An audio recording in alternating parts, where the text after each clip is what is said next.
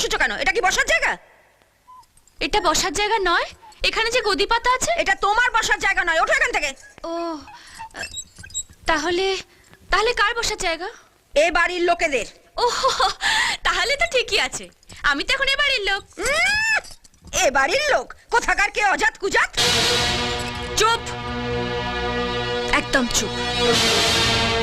তখন থেকে উল্টো পাল্টা বকে যাচ্ছে, অজাত কুজাত। তুমি জানো আমি কে? আমার বাবা মা কে? আমার অত শত জানার দরকার নেই। আমি শুধু জানতে চাই তুমি এখান থেকে বিদায় হবে কিনা।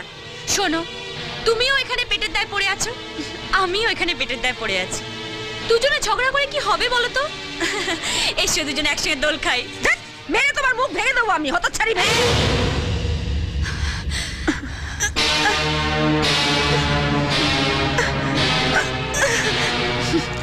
কথায় কথায় ছোবল মারার অভ্যেসটা